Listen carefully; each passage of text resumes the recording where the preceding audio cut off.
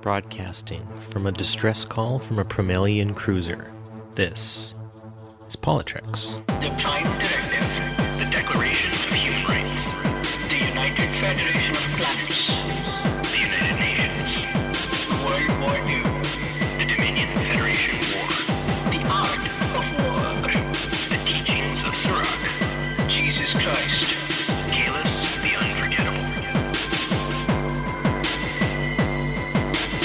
Welcome everyone to PoliTreks, the show where we look at the socio-political happenings of today and in history through the episodes, movies, and philosophy of Trek. Takes as hot as a Klingon pain stick, philosophical and political discussion deeper than a conversation with Data, the Traveler, and the Prophets/wormhole aliens. My name is Barry DeFord, and with me is my often imitated, never replicated co-host, Mr. Shashank and Barry. How are things in your end of the quadrant, sir? Namaste, Homo sapiens. Things are great. They've never been better. I am happy to be recording PoliTreks again, ready to get some politics on, some Star Trek on.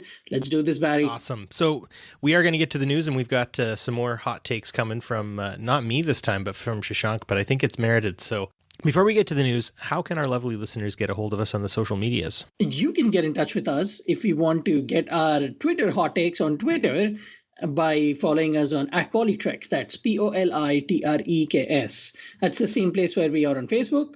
But if you want a quicker response, if you want jokes that we think are funny and probably most people don't think are funny, you'll probably get them on our PoliTreks Twitter account. You can also find us on other places. What are these other places, Barry? You can find us just on the tricordertransmissions.com. You can find us on Facebook, though I will say admittedly we're not terribly active other than just putting an episode down every now and again. But you can go onto the tricordertransmissions.com and leave a message on SpeakPipe.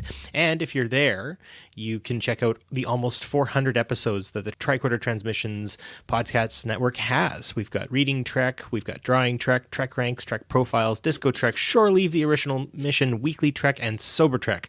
So there is so much going on all the time. With the dropping of Star Trek Discovery, I have been keeping up with Disco Trek, which is always so much fun too. So you should check them out. And if you're looking at supporting the network, we do have the special little Patreon button, and for as little as $1 a month you can get early access to all the shows on the network. You'll get a chance to participate in hangouts with hosts, you'll get swag, and of course our eternal love for supporting this work we love to send out to you on the other side of these tubes we call the internets. So I think with that, let's get on to the news, Mr. Shashank. What do you say? Yes, let's get on to the news. But first, I also wanted to, before we did that, give our listeners a quick update on our Patreon. For people who've been following or maybe not following, they completely revitalized the whole thing. So there are now different structures and they're really cool. There are tiers based on specific metals from Star Trek. So I believe there's a Latinum tier that you can get and an Omega metal tier. There's all kind of cool things. But for instance, from the PoliTreks point of view, we do a crazy quirky thing here called Debate Treks, which is where we take a topic and we debate about it by having 10 questions and a real structured debate. And we let you, the audience, decide who won the debate when we put a poll out once the episode's out. If you graduate, or if you upgrade rather, to the $5 tier, you can send us a Debate Treks topic, and Barry and I will debate it. Here's the best part. You can make up the 10 questions, and you can moderate this debate. Of course, the winner will still be decided through the poll, but yeah, that's a lot of power to you and a lot of fun for us. So consider doing that on Patreon. I am waiting for that like a dog straining against an ever-weakening leash. That is going to be so much fun. Yep, I cannot wait. But let's give the people what they want. Here's the news.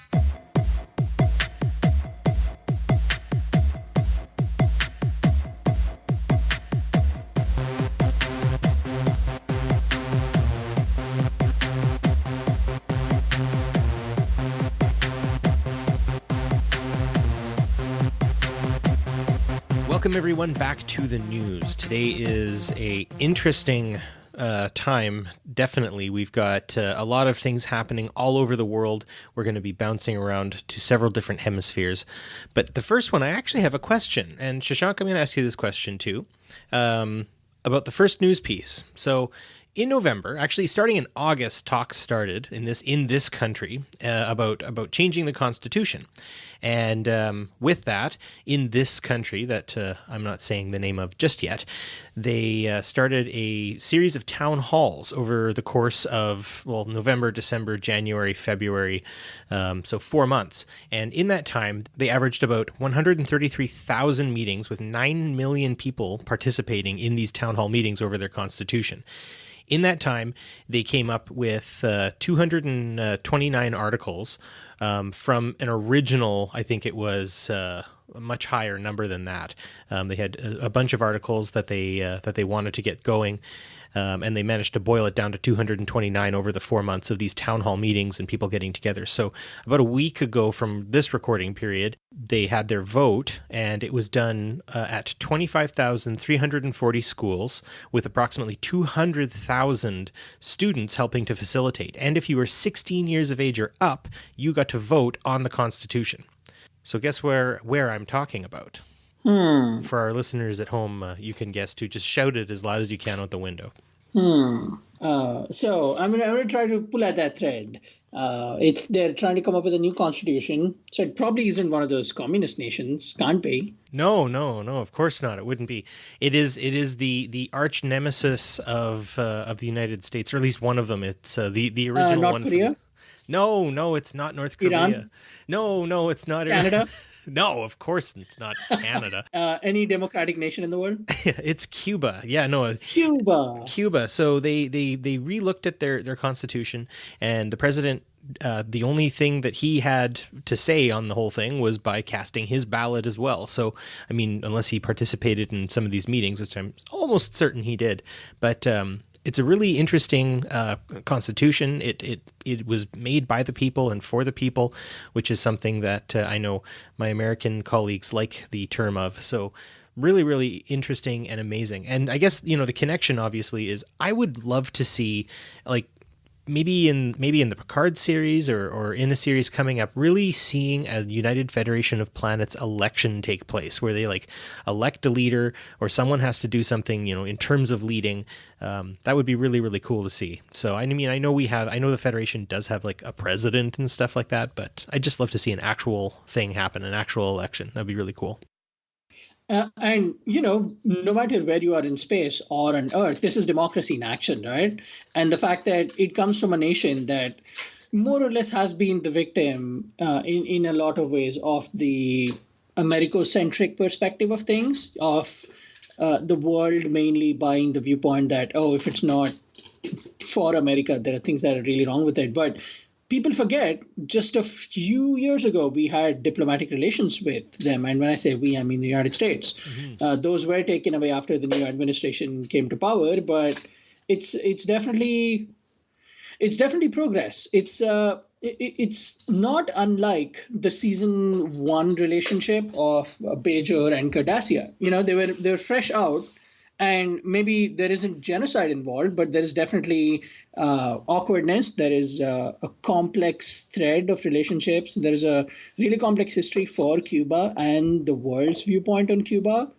So, but like Bajor rebuilding itself and doing their best to come up with what works for them, I applaud Cuba for doing this. Yeah, and I mean, just the idea that they have 86% voter turnout, that's something that's unheard of in so many countries, especially in the ones that you and I occupy. So I would say more than anything, this is another idea of where, you can really see the democratic process of a nation really kind of work to emancipate its people. And I think that's the story of Cuba is a long walk toward emancipation. And for the new leader to be doing such a thing, I think it's appropriate. It had Raul Castro's approval as well. He was on board for the whole thing. So I do think this is a great step for Cuba in a direction all its own still, and definitely not one that is going to be hampered by any external pressure. So I'd love to see an actual Star Trek election, and maybe that just won't turn heads. There won't be as many explosions. But I'd love to see Kurtwood Smith be the Federation president as well. But here we are. Anyways, moving on to our next topic, we have a bit of an unfortunate scenario.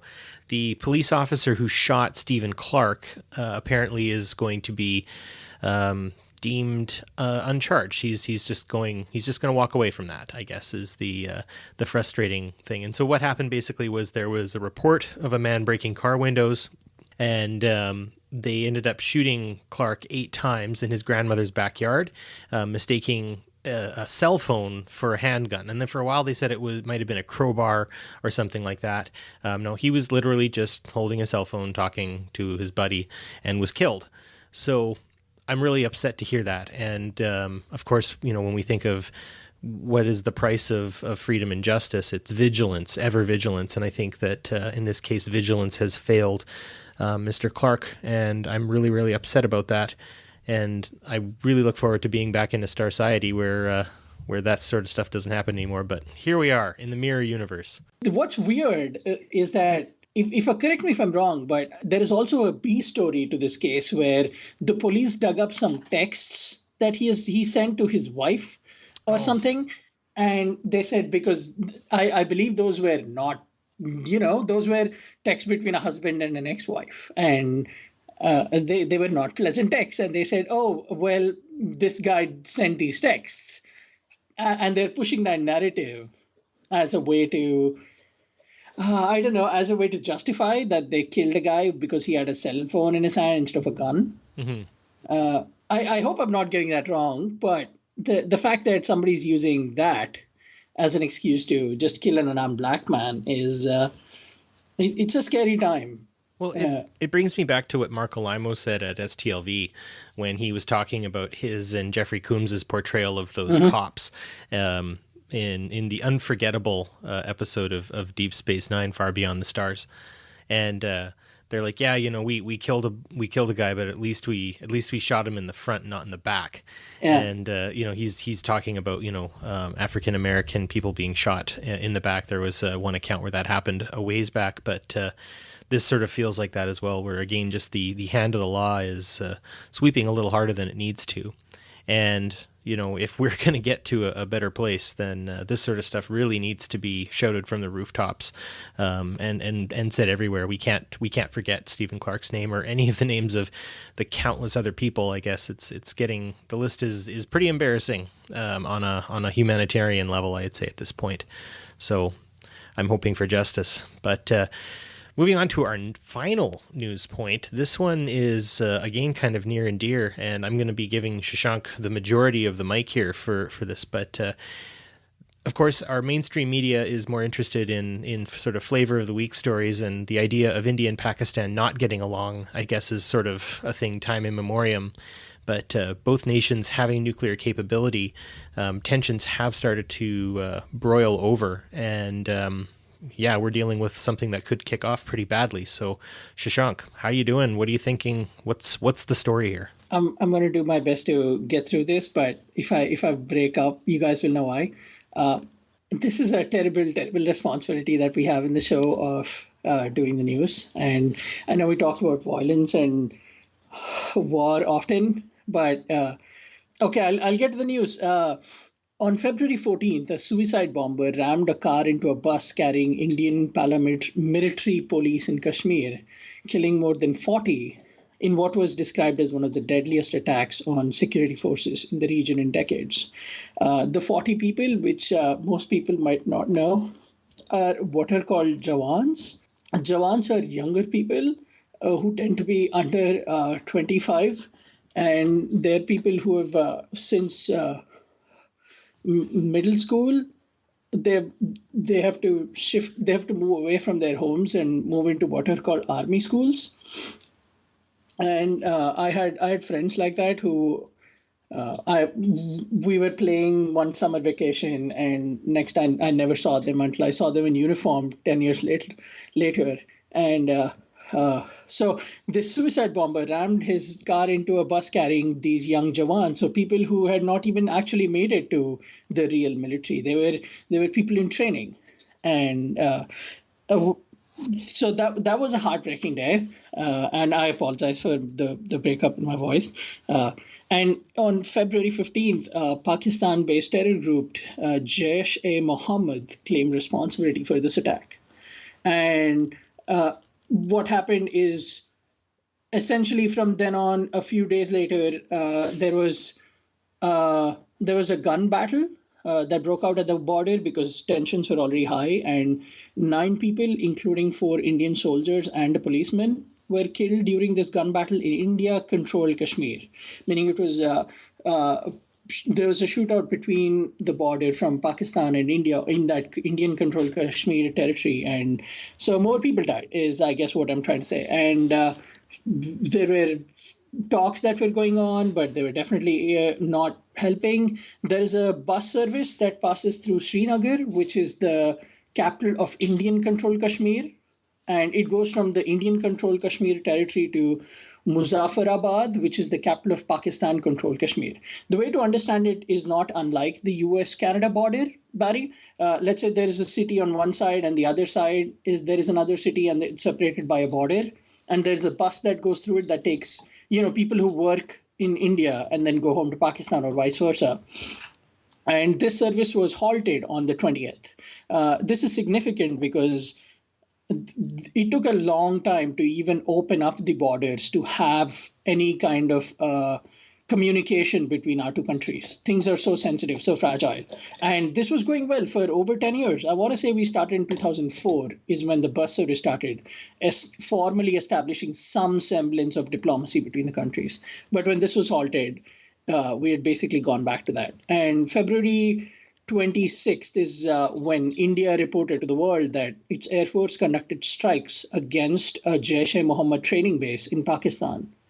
And they killed a very large number of terrorists. That was what was quoted in the media. And then later there was the flights that went over. Some of them came back, but some of them were captured by the Pakistani government. And to their credit, on February 28th, Imran Khan, the Prime Minister of Pakistan, said that he will release the Indian pilot who was captured. And I believe on March 1st, so 2 days ago, this pilot was released back to Indian territory. So that is where we are now. And if I was to draw a Star Trek analogy, this is... at first, I thought it was like Starfleet fighting the Klingons, and in my not very mature head, I equated the Klingons to my fellow my neighbors, Pakistan, and I equated the righteous Starfleet to India. But it's actually, the more I thought about it, the more I realized it's actually a better analogy is two houses of the Klingon world fighting each other. India and Pakistan were not 72 years ago the same country. If people drew out my lineage, there is a 50% chance my grandfather might have lived in Pakistan. And the same holds for people in Pakistan and India. So this is like Klingon houses fighting. And we are fighting over things that Klingon houses fought over, which is land and power and money and really pointless earthly things. And if we were to imagine the big piece at the center of it all, Kashmir, which I, in my opinion, as an Indian believe belongs to India, and then a Pakistani would say it belongs to Pakistan, and that's the fundamental battle. And there have been, if people were to put numbers, there have been millions of lives lost since this war began way back in the 50s for this tiny piece of land, which is probably, if I was to put a number on it, maybe half the size of Texas. And the fact that we as two countries who, keep producing some of the smartest people in the world, once you come out of India and you move here, you tend to see how petty the battles are really. But when something like this happens, the heart stops for a second because you just know the people you've grown up with. And, as kids, they tell you, "Main jawan banna chahta hu," which in English translates to, I want to be a jawan. And jawan is not even someone who's in the army. It's someone who gets a chance to be in the army. So there is a whole crazy rigmarole of training that goes through just to be considered for it. And the fact that somebody that young who were so ambitious and only wanted to serve their country were killed and more than 40 of them. And that led to these two nations, these two great, glorious, petty nations to start a 70-plus-year-old battle.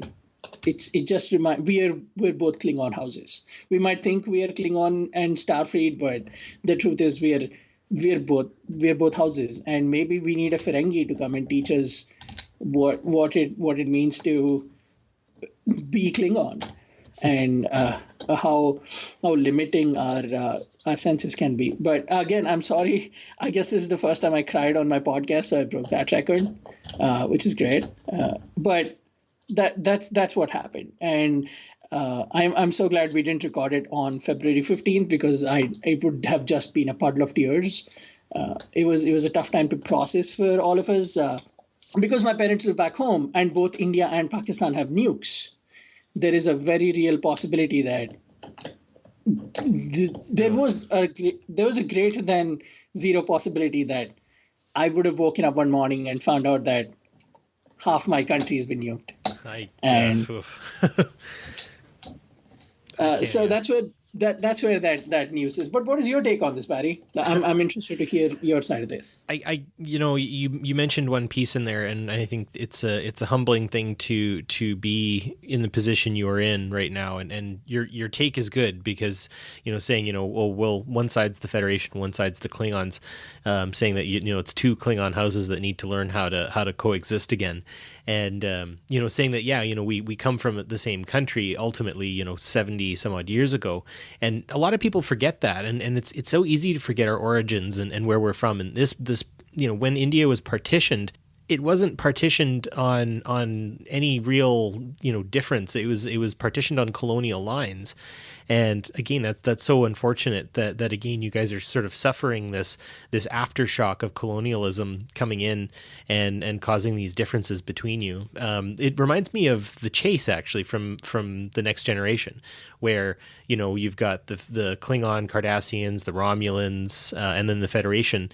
They all go and find from Professor Galen research that they're actually all from a founding species that seeded them together, and stuff. And I guess in that respect, you could say, if we go by that rubric, obviously we all are one species of people, and that's really the what that episode's saying. And maybe that's what we need to do is show some Star Trek to some folk, and maybe get things into perspective, because you're right, you're a people with a shared history.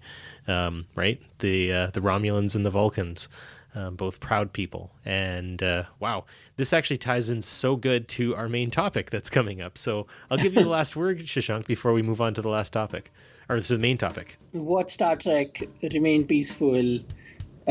Please do not bring bigotry on this bridge. There is no room for it.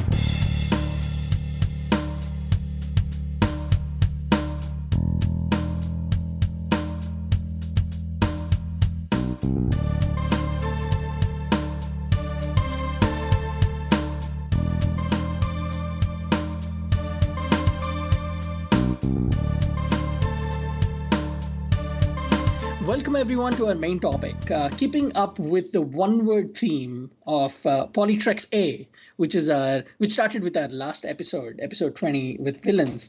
We'll see how long we can pull at this thread, but we'll keep our themes short and sweet. And this episode's theme is civilizations.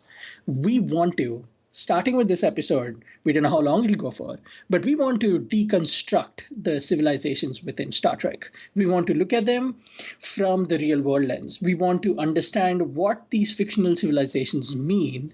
What do they mean for us as people living in the 21st century? We want to understand vice versa, what some of the parallels that they were warning us about that might come up in the late 21st century or 22nd century that we should be curious about and try to avoid. But most importantly, we want to humanize these civilizations. Often we are so caught up in the story and we're so caught up in the characters and what is about to happen next. We don't often pause and sit down and really think about what these civilizations are trying to teach us, what the pitfalls of humanity are, and what some of the triumphs of humanity are that are celebrated in these civilizations, and what really is being put across outside of the cool story of it all. We can all agree Star Trek has great stories, but if Gene Roddenberry's vision was not just telling good stories, it was teaching us morals and principles through the guise of good stories. So in continuing with that tradition, we're hoping today to deconstruct three civilizations, just talk about them from a political and cultural standpoint and compare them to some of the real world civilizations that we have and some of the peoples that we still have around us, peoples that we have lost, and we'll take it from there. It'll be a light-hearted, hopefully, positive conversation. Nothing that one of us might cry about. I'll do my best to not cry this time. But Barry, are you ready to talk about civilizations, Barry? I've been super excited for this one since you came up with the idea. I've been bouncing around a couple of different ones, and originally we were going to do the Kelpians, but there was a massive Discovery-related plot twist there that if you are caught up with Discovery, you'll be nodding emphatically right now of like, yeah, no, we can see why you've decided to pump the brakes on the Kelpians. So today we're going to be looking at the Bajorans, the Klingons, and one of our absolute favorites, the Ferengi. So starting with the Bajorans, it's interesting to be starting out with the Bajorans because they have a contained series arc, though of course we do see the seeds of their culture being planted in TNG, but of course Deep Space Nine just cranks that one to 11.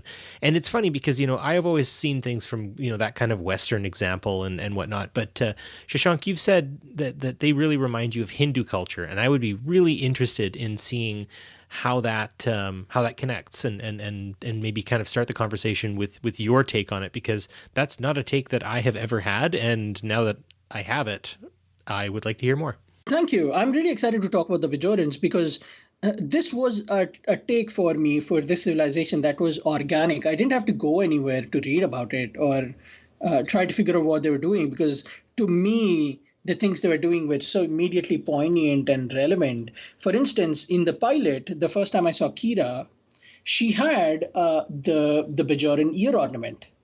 And that is very, very typical of our Hindu women. Hindu women wear a lot of jewelry. In fact, much like the wedding ring, our our symbolism for marriage is during a marriage ceremony, the husband puts a tilak or a red dot on the wife's forehead, and then he ties a necklace around her head. So, and during the wedding, she's dressed up with a lot of jewelry, including that ear ornament. And it's not something that our women wear every day, but it's something that our women would wear to a prom or to a wedding or to a birthday party. So the minute I saw that, I thought, that seems familiar.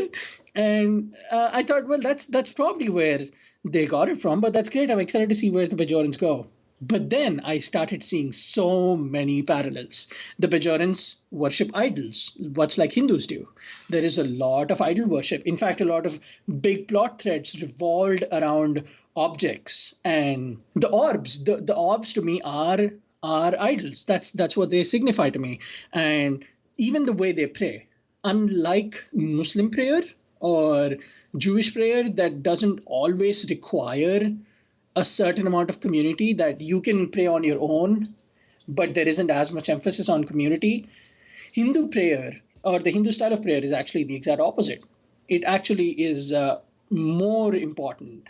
And in a lot of ways, if you're very traditional, much like some Bajorans are, you always pray in a community, no matter what time of day it is, no matter what time of the week it is. And the fact that they have a gratitude festival, and the Hindus have a gratitude festival, which is very much along the lines of what the Bajorans are doing. They have a festival in which everybody celebrates. They burst fireworks. That's Diwali. And there are so many parallels between the Bajorans and Hindus. But the most important one to me on anthropological level is, much like the Bajorans, the Hindu nation, India, which is majority Hindu, was pillaged and completely ravaged by colonialism. And it wasn't until 1947 that this nation that is tens of thousands of years old and has a civilization older than Egypt and Greece, was brought down to its knees. And on August 15th, 1947, when we won our independence from the British, we went from being one of the richest countries in the world just 200 years ago to then becoming a third world nation and one of the poorest nations in the world. So apart from the social and the cultural similarities that I have seen between the Bajorans and the Hindus, this one strikes at its heart to me when I try to understand the story and try to break down the Bajoran story. Is granted, we didn't have an outright genocide, but our people were fighting wars that they didn't have a stake in. There were droughts and famines being manufactured, so our people would die. So the British could take our resources and they could justify killing people and having power over us. So in a lot of ways, but most importantly, the post-colonial Indian story, that's where Bajor and India and the Hindu culture really come together for me. What do you think? Am I completely off base? No, you're way on point, and there's a few little pieces that I want to just sort of bounce off of. I was taking notes while you were talking. That was great. First of all, I like that the prophets or wormhole aliens, whatever, they take on avatars, much like the Hindu gods, right? So yep, absolutely. Different avatars will act on behalf of that demigod, which is really cool. The other piece that you'd mentioned was, India as a culture being older than recorded history in a lot of cases, right? And you think of that as being an ancient people, and the idea that the Bajorans were traveling the stars long before a lot of other people in that area were with their solar sail ships and stuff, and the possibility that there may actually be a closer connection to the Cardassians than the Cardassians would like to admit. I think in a lot of cases you see India's influence even on massive empires like China. You see India's influence in Greece. You see India's influence down through Africa, and through the Micronesian and the Polynesian island chains as well. It is a pillar of human history, the Indian people. So definitely. The other piece that you're talking about, obviously, is like the Bajorans, they are a post-occupation people, and often I think people make a lot of connections of the Bajorans to, like, say, the Jews of Europe. And, I definitely see that connection being made a lot.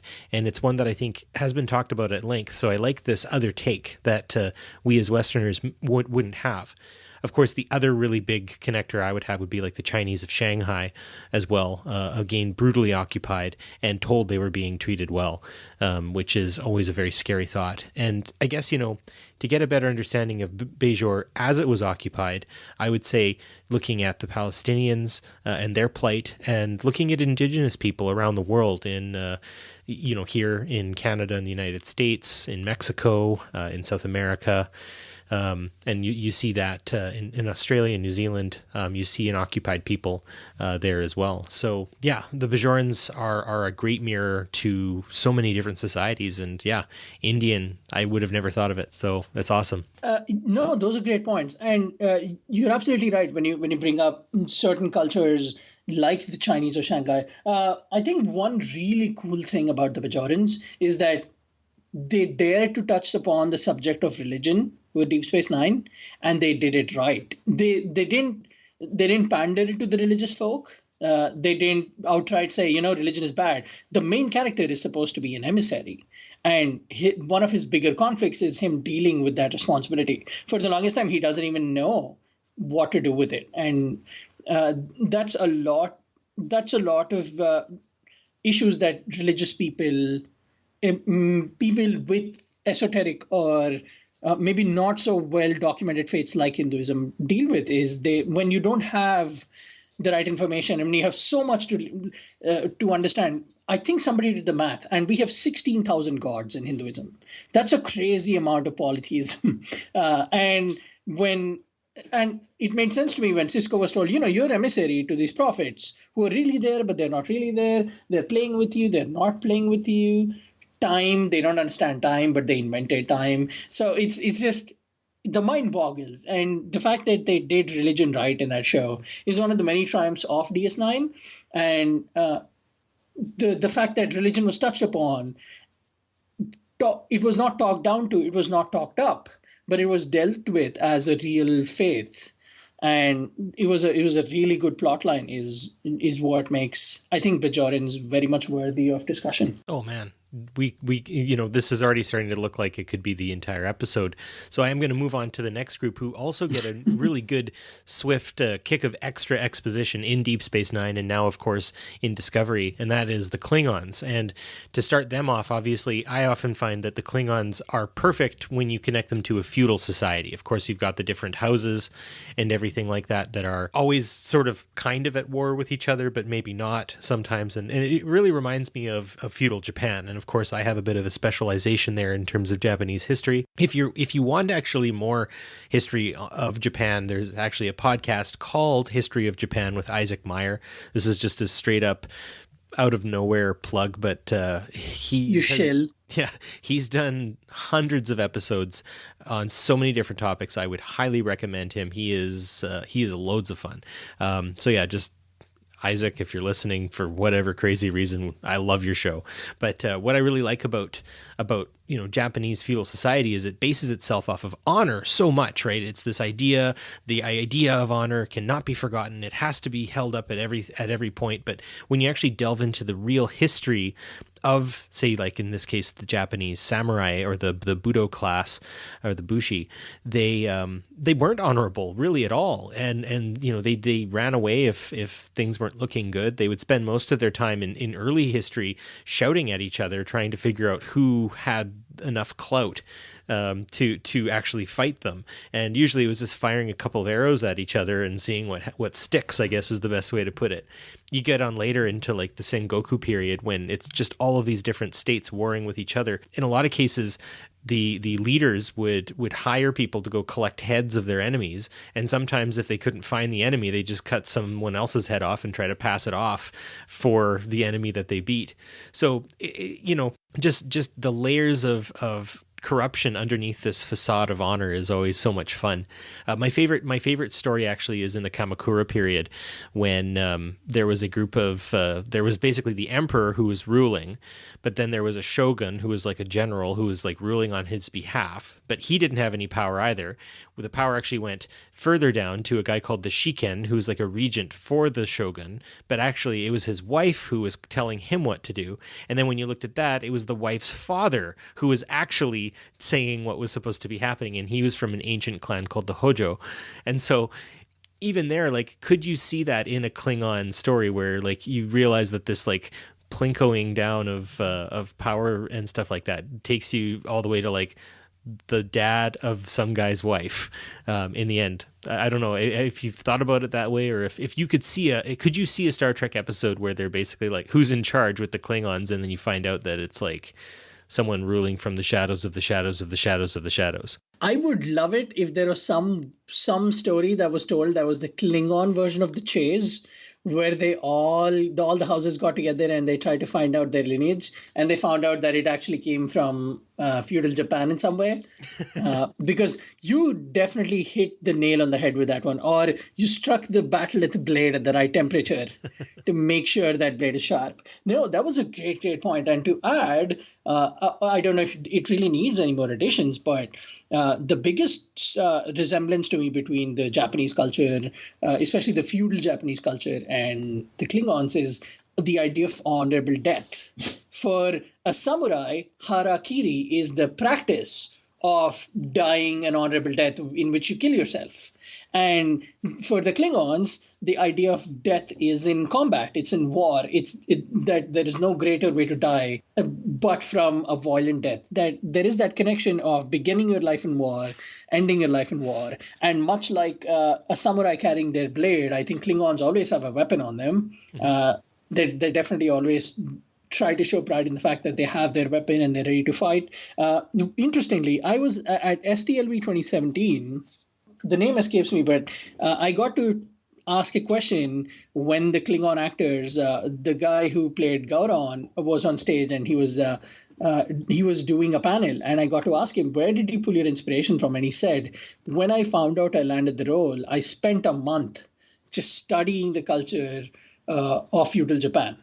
And he said he would practice the way they would sit, the way they would talk, the way they would move, the way they would think. And he used that when he got into the role, and apparently that was his prep. So that was great. That was great connection, man. And I also am very, very not really saddened, but from our earlier conversation in the news about the India-Pakistan war, I think a lot of cultures, especially those that are old like mine, have these tendencies to be violent for things like the Klingons are, where they're hot-headed, they're aggressive, and that is there in. I think that a lot of that is in India. It's in China. It's definitely in the Vietnam, and there is a lot there that the Klingons are trying to the Klingons are trying to tell us.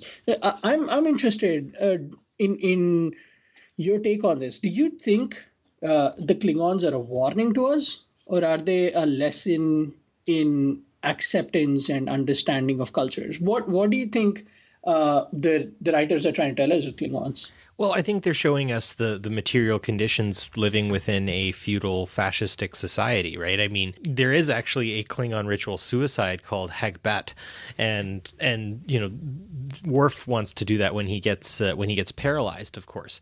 And then, of course, you saying that Bob O'Reilly, who played Gowron, is going into Japanese history. I mean, those eyes that he would do, I mean, that's kabuki like nobody's business, right? So I think to a degree they are a warning in the sense that we could become hyper fascistic in that sense, that we could overdo our lauding of those who fight in the legion of whatever country we're a part of, right? Like I think that that is a bit of a warning, and to some degree it is sort of a nostalgia as well. Like they've got sort of the same jib as a swashbuckling knight sometimes, right? Especially with some of the characters as they come in. Worf of course plays that sort of straight face, but Martok, he's very swashbuckling the way he is. He's more of like a sea pirate kind of thing, but with that sort of same honorable code that he sticks to. And I guess that's kind of the macho culture that I think also is a bit of a warning. I think Worf is the perfect distillation of that because he's trying to temper a lot of that feeling with his more broad-based upbringing growing up in the United Federation of Planets, where he's surrounded by people of other cultures all the time.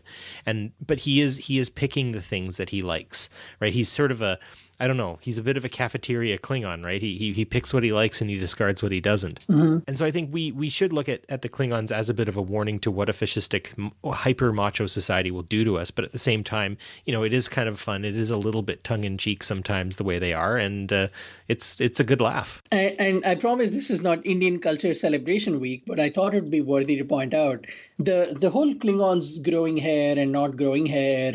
Them growing their hair when it's not a time of war. I think that is at least partly inspired by the Sikhs. The Sikh men, they never cut their hair. That's why they have their turbans, is they grow their hair their entire lives and they grow their beards their entire lives. And they try to contain it in that turban.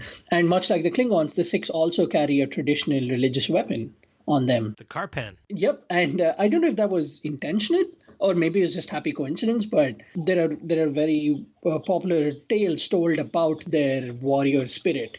There are 6, much like the 300 of Sparta. There is a 15 of I think Kesari is what the place was called, where 15 Sikhs fought off I think 5,000 or 6,000 soldiers to protect their land. There is a very popular tale, but not for nothing. I think there are a lot of places to draw from. But I definitely think the Klingons are. I bet maybe not in TOS so much, but at least for TNG, they definitely sat down and said, okay, we have the Japanese culture. How do we break it down and rebuild it for the Klingons so they don't actually see it as, they're directly ripping it off, but the essence is there. Of course, that's also like a take of them, though, from sort of when Michael Dorn takes them on, because before they were just sort of like the Russians, kind of, right? But I always found they were too aggressive to be the Russians. I always thought that the Romulans would be better in terms of the way the United States characterized the Soviet Union. But, there is a bit of that idea of, the burly Russian, ready to fight. And of course, when you have trouble with tribbles, there's that big brawl that takes place. But definitely the Klingons I grew up with were feudal Japanese, to say the least, and I'd say the same for you, right? And a lot of the credit for that goes to Ron Moore, because he's the guy who made the Klingons what they were. Before he came along, you're right, that's what the Klingons were. They were just burly people coming to fight and honor and stuff.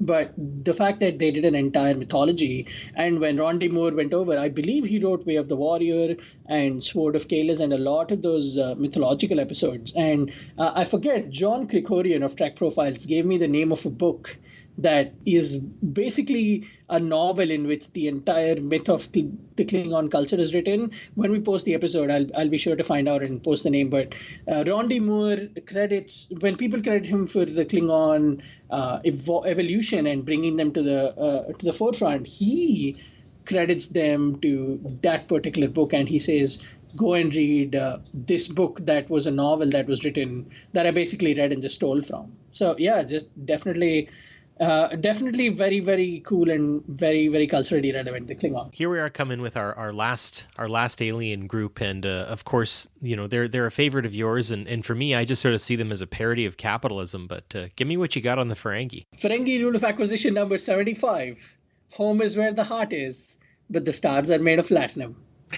that is, in a sense, to me, the greatest description of the Ferengis. It's interesting that it's in their own book, but the Ferengis they're my favorite race in all of Star Trek. Quark is one of my top 3 favorite characters, and I'm one of those people who, except for Prophet and Lace, I will say I will not defend Prophet and Lace, but for other than that, I will defend every Ferengi episode as some of the more interesting, well thought stories of Star Trek. And I think I could do an entire episode about Ferengis for sure. But if I was to try to contain them, sort of bring out the bullet points of what makes them so interesting, is there is the parody of capitalism, Barry, you're right. But I think Ferengis are hyper-capitalists. They build their family structure over capitalism. And they decide to remove an entire gender for reasons that that is so archaic, and things that even for its time when the show was being made, people are like, dude, that's way too far. You can't say stuff like that. And the Ferengis they are capitalism taken to the nth degree. They are greed taken to the nth degree, and they are the love for material things taken to the nth degree. Like the quote I just read to you, they say there is a home and a heart is there, but we need to go to the stars because that's where the latinum is. And if you go through the Ferengi rules of acquisition, you will you'll see that they at one point say war is good for profit, and then they say peace is good for profit.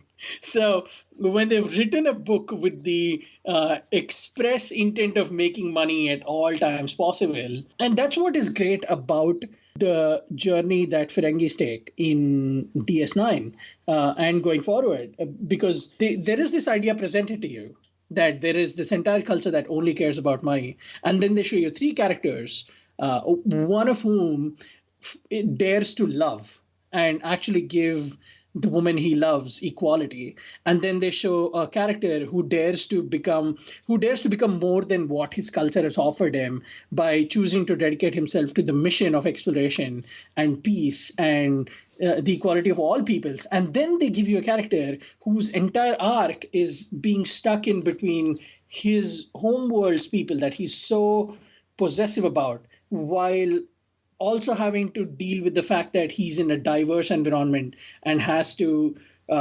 himself diversify in terms of ideals and principles and be more human and less Ferengi, for better or for worse. And he almost hates himself for that. Like there are episodes in which Quark talks about root beer and he says, how can you drink that? And yet there is that beautiful exchange between him and Garrick when they talk about root beer. and that takes on a whole new meaning. But it's really, really, really cool, because at the end of the show, where Quark arcs take him, he decides to stick to his archaic methods, and he wants to make that work. So that shows you how nature has won over nurture. For two characters, nurture won over nature. They actually got out of those archaic ways. But the third character, who we were led to believe because he was doing all these good things, from, I believe, is the name of the episode The Ascent, where Odo and like, if you look at episodes like that, and the Babel episode, in which, I forget the name of the episode, but everybody is incapacitated and Quark is the only one who can save everyone on the station, and he does. When you look at all those episodes, you're led to believe this character is going to take one journey, but in actuality, he's taking a journey in which he goes back to that parody of capitalism, and he accepts it fully, and to the point where he separates his family, and he says, I will actually fight my own brother to keep these ways alive. So it's a very, very interesting, highly underrated culture that has so many stories to tell. Well, from a Marxist perspective, the best thing about the Ferengi is they show that no matter how far capitalism pervades and ruins a society and takes down one entire gender, an entire sex of their society, so that the other can maximize profit for themselves, even in that moment, there is still hope. There is still a shining example of someone coming along who will fight. And I think the best thing about Max Grodanchik's portrayal of Rom is that idea that from the humblest places comes, some of the fiercest voices.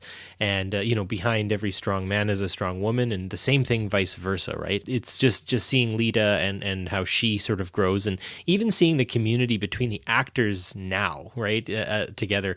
You really do see the real humanity of people coming through that do help each other, that do want to put people over profit rather than profit over people, and all that sort of stuff. So, yeah, I mean, even a leftist can appreciate the Ferengi for more than just the parody. And you're right, the arc that Ira Bear and the others in Deep Space Nine give the Ferengi is fabulous. And I will say, I would really love to see in one of the seasons of Discovery, I'd love to see a Ferengi show up early, like with their whips still. That would be loads of fun. Dude, they should show us a young Grand Nagus. They should do it. We need a young Grand Nagus. That's inconceivable. Actually, when I was watching the Ferengis, they also have not really an idol worshipping culture, but they have a very material worshipping culture. Like when you die, you go to the grand economy, the great economy. I forget where that's called, but there is an afterlife where it's just full of money, and you basically have all the money you want. Those are again very much indicative, and they remind me of certain aspects of Hindu culture, because people in my country also use religion for selfish purposes. There is a political party in power now called the BJP, and they want India to be a Hindu nation, and they're very clear about it, even though India was founded on equal level by Hindus, Muslims, Christians, Jains, Buddhists, and these people want to establish a hierarchy. Much like the Ferengis, they're using religion, and they're using their ancient texts to try to put forward a selfish purpose. So yeah, in those ways, these unsuspecting, mostly funny Ferengis are also a warning to me in a lot of ways. Oh yeah, and I mean that's the thing. I mean that is sort of the nature of capitalism. I mean, you and I both live in a capitalistic country, and no, I'm not going to wear a barrel and eat beans. I live in this place, and of course, I can be critical of the economy that my and your country is a part of, because I live in it every single day, and yeah, I benefit from it 100%. But that's because I am a settler Canadian, so of course I would.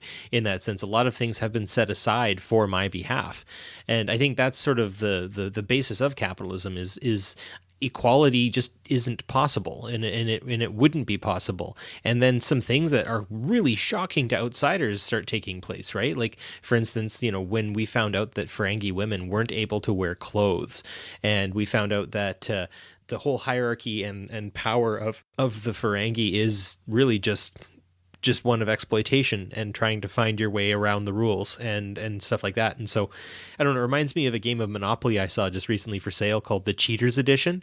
And I'm like, oh, cool, it's the Ferengi version of Monopoly. Isn't that great that they would actually put that in? So, yeah, I think looking at the Ferengi as a real mirror to humanity right now, and the fact that, in every single one of us is a little ROM, which is a nice thing to think, because I'll never forget what Max Grodanchik said about his character last year at STLV, where he said that Rom is a better man than me. And when he said that, he started crying. So, yeah, I mean, that says it all. I don't know if we said a whole lot, but we definitely had fun doing this episode. We'll definitely do a part 2. Some things we can tease. There'll definitely be that Kelpian conversation, maybe closer to when the season ends, so we have full context of what's going on. I just begged Barry to do this. We'll definitely do one for the Q continuum. We want to understand what the hell is going on there. And definitely do Romulans. We'll do Vulcans. Send in your suggestions too, right? Yeah. Tholians and who knows what. At PoliTreks, at Gutter_Hero, at Beyond Deford, that is DEFJORD, and I messed that up. BJORN Bjorn de Fjord. Yeah. You can also find me just by looking at BDEF. You'll find me fast that way. Just say, hey, talk about this, and we will find a way to talk about it.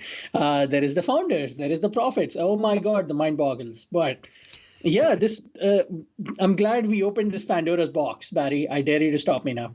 Well, just that's the point, is we'll keep going. And of course, with keeping them going, there's so many other shows to watch on the Tricorder Transmissions. But of course, if you find yourself wanting to go further afield, you've got our buddies Dan and Bill down at the Trek Geeks. And then you have our friends at Delta Flyer as well. I have a bit of a recommendation for you guys. This is not a Star Trek podcast, so don't be mad at me. Oh, I already did one today, so don't worry. But if you are tired of listening to Star Trek podcasts, or you want a break, Will Ferrell, I kid you not, is doing a Ron Burgundy podcast. Oh my God. It is hilarious. If you like the movie Anchorman, if you like the Will Ferrell type of comedy, his second episode is Meditation with Deepak Chopra, where he's invited Deepak Chopra, who's a hypnotist or meditation guru, and they're both trying to meditate. It's just, his third episode is Christmas, and that dropped 2 weeks ago. And he said, I'm going to talk about Christmas in the middle of February. So it's a hilarious podcast. Just, I could not stop laughing. Nobody's paying me for this. I just thought it was funny, and I know we all could use a break and get some funnies on. So yeah, the Ron Burgundy podcast. Like it. Well, with that, you can find Shashank at gutter_hero on the Twitter, and you can find me again at BJORNDEFJORD, and you can find us at PoliTreks as well on Twitter and Facebook. So, and if you're listening to us on iTunes, please leave us a review. We very much appreciate it. Yes, both sides of the 49th parallel. Of course, you Canadian listeners can put in a positive review for us on the Canadian side, and then I can brag to Shashank because he's been sending me a ton of American ones, but I can't see them, so that is important. So with that, we will say live long and prosper. And onward to Star Sighting.